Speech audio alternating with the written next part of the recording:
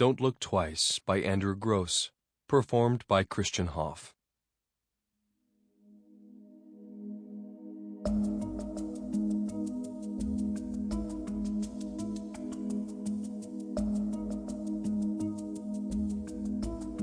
Part 1. Chapter 1. Mango Meltdown or Berry Blast. Ty Hauck scanned the shelves of the Exxon station's refrigerated cooler. Whatever, his 13-year-old daughter Jessie responded with a shrug, her eyes alighting on something more appealing. What about this? Powie Zowie. Hauck reached inside and read the brightly colored label. Mega jolt of caffeine. Highest bang for the buck? Your mother lets you drink this stuff? He asked, skeptically. Jessie looked back at him. Mom's not exactly here, is she?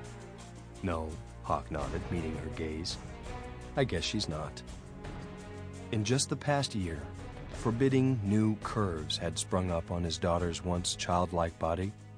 Bra straps peeking out from under her tank top. Jeans clinging to the hips in an unnatural way. Gangly suddenly morphing into something a bit more in the range of troubling. Not to mention the newly mastered repertoire of eye rolls, shrugs, and exaggerated sighs. Hauck wondered if the request for an ankle tattoo or a belly piercing could be far behind.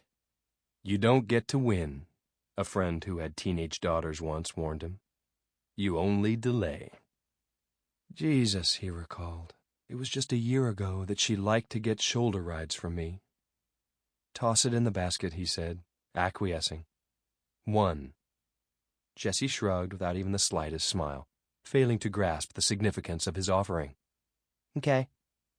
At the end of the aisle, a man in a green down vest and tortoiseshell glasses reached into the cooler and met Hauck's gaze. His amused, empathetic smile seemed to say, "Know exactly what you're going through, man." Hauck grinned back. A year had passed since the Grand Central bombing.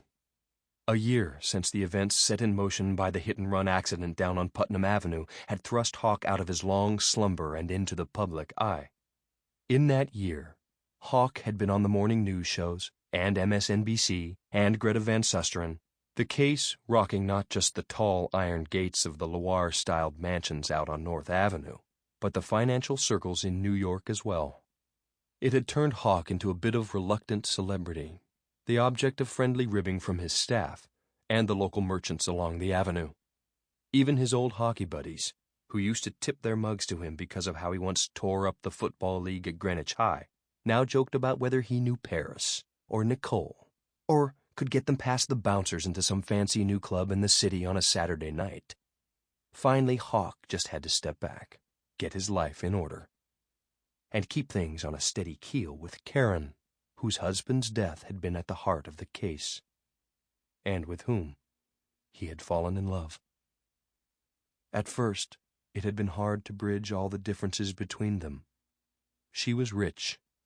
Hauck was the head of detectives on the local force. Their families' lifestyles didn't exactly merge. Not to mention all the attention the case had generated, that in solving the mystery of her husband's death, Hauck had unleashed something buried and now restless inside her. In the past year, her father, Mel, had taken ill with Parkinson's. Her mother wasn't handling it well. Karen had gone down to Atlanta to help take care of him, with her daughter away at Tufts, and her son, Alex, now 16, recruited to play lacrosse at an upstate prep school.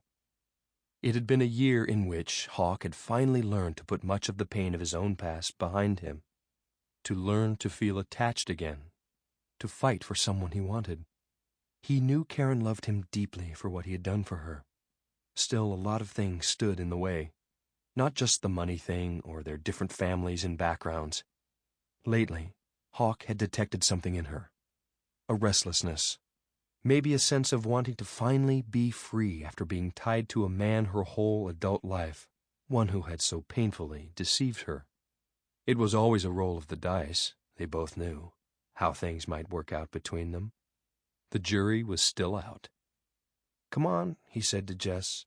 "Grab some M&Ms, the boat's waiting."